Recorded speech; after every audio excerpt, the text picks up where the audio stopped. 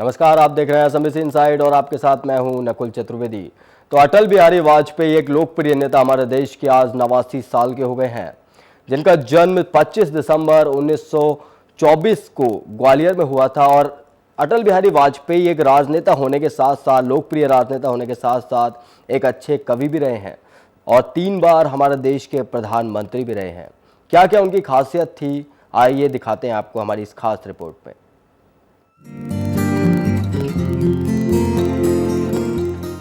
का निशान लेकर मैदान में कूदेंगे और जूझेंगे।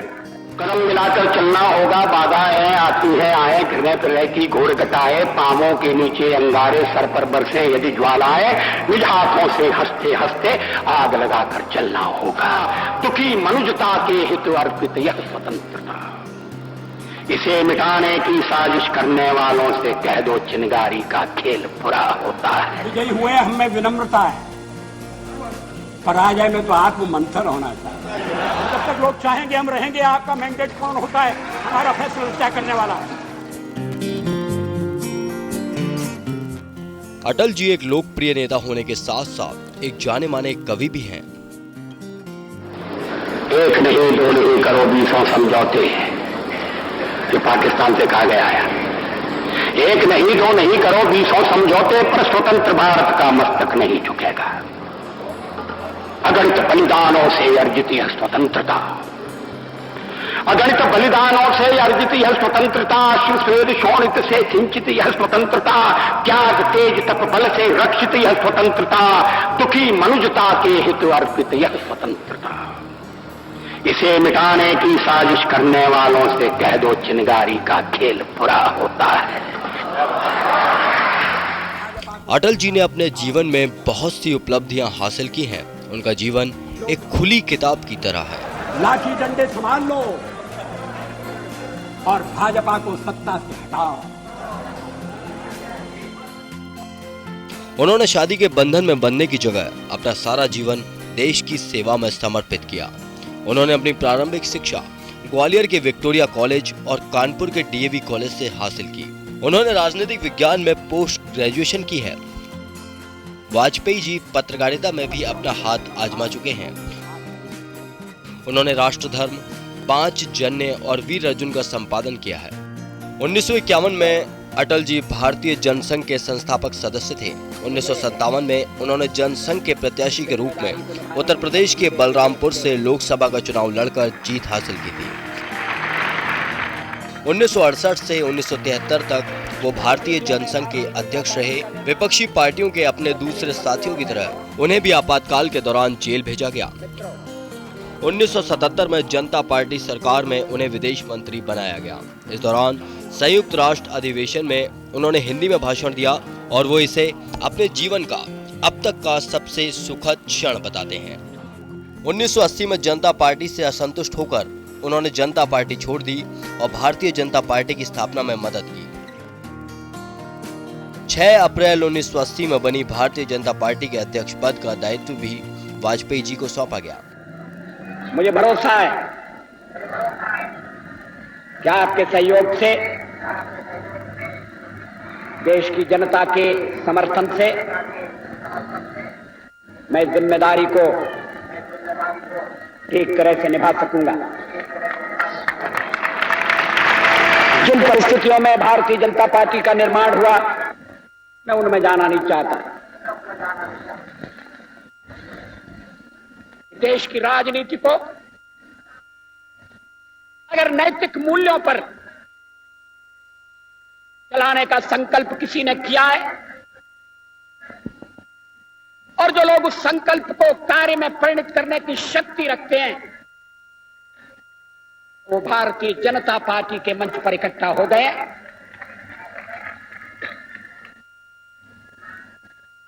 जनता पार्टी जयप्रकाश के सपनों को पूरा करने के लिए बनी। 16 मई 1996 को वो पहली बार प्रधानमंत्री बने, लेकिन लोकसभा में बहुमत साबित न कर पाने की वजह से 31 मई 1996 को उन्हें त्याग पत्र देना पड़ा। लेकिन पार्टी तोड़कर सत्ता के लिए नया गठबंधन करके अगर सत्ता हाथ में आती है तो तो मैं ऐसी सत्ता को चिमटे से भी छूना पसंद नहीं करता।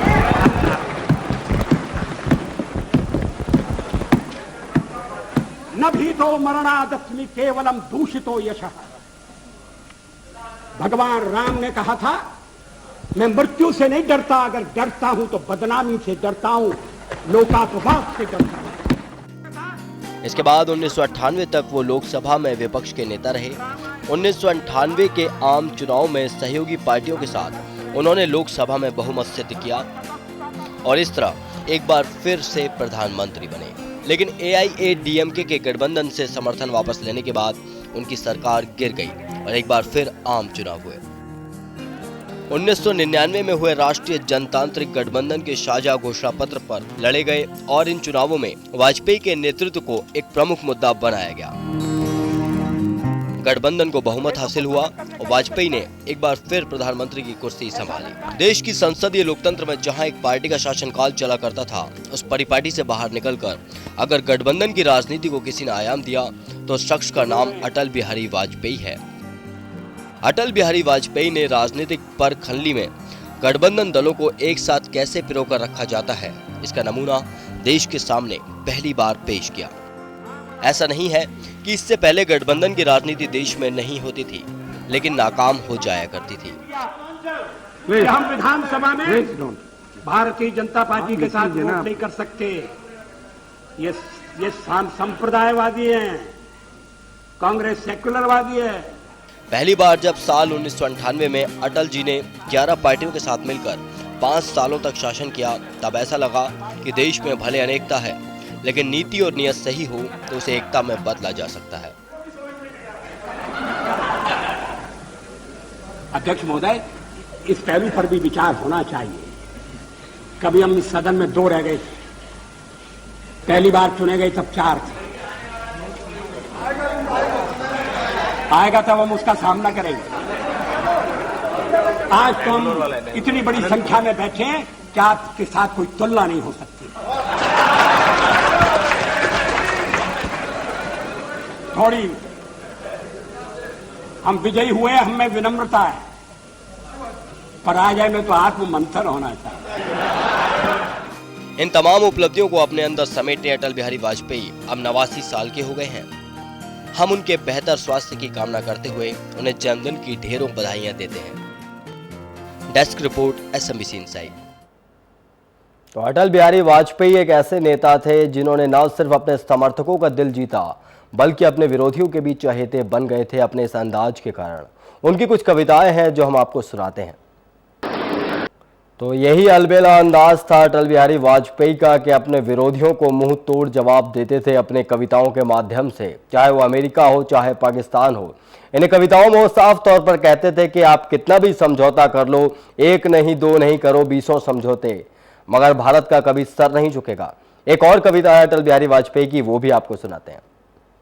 ये शब्दावली पर ध्यान दी। हास्य रुदन में, तूफानों में, अमर असंख्यक बलिदानों में, उद्यानों में, वीरानों में, अपमानों में, सम्मानों में, उन्नत मस्तक उभरा सीना, पीड़ाओं में पलना होगा, कदम मिलाकर चलना होगा। अनिवार्य कदम मिलाकर चलना होगा, यही अंदाज थे अटल बिहारी वाजपेयी के, जो हमारे देश के प्रधानमंत्री 3 बार रहे। और एनडीए के शासनकाल में करगिल में जो उन्होंने पाकिस्तान को धूल चटाई, उसे भी हमारा देश भूल नहीं पाएगा। उस वक्त हमारे जवानों को खुले हाथ छोड़ दिया था अटल बिहारी वाजपेयी ने, और ऑपरेशन विजय की घोषणा भी हुई थी। तो ऐसे थे अटल बिहारी वाजपेयी जिनकी कमी आज भी देश को खलती है, आज भी संसद को खलती है, आज भी तमाम उनके समर्थक उन्हें याद करते हैं। तो अटल बिहारी वाजपेयी ने पत्रकारिता में भी नए नए आयाम कमाए, पत्रकारिता भी की उन्होंने, और संपादन किया। राष्ट्रधर्म, पांचजन्य और वीर अर्जुन का उन्होंने संपादन भी किया। तो बहुमुखी प्रतिभा के धनी थे अटल बिहारी वाजपेयी। सबसे बड़ी बात, उन्होंने जिस तरीके से संयुक्त राष्ट्र अधिवेशन में जाकर जब 1977 में उन्हें जनता पार्टी की तरफ से विदेश मंत्री बनाया गया, तब उन्होंने संयुक्त राष्ट्र अधिवेशन में इस तरीके से हिंदी का प्रचार किया था, इस तरीके से भाषण दिया था, और उस भाषण को आज भी अटल बिहारी वाजपेयी अपनी जिंदगी का सबसे अच्छा पल मानते हैं। तो फिलहाल यहीं रुक रहे हैं। SMBC इनसाइड पर खबरें लगातार जारी हैं, देखते रहिए SMBC इनसाइड।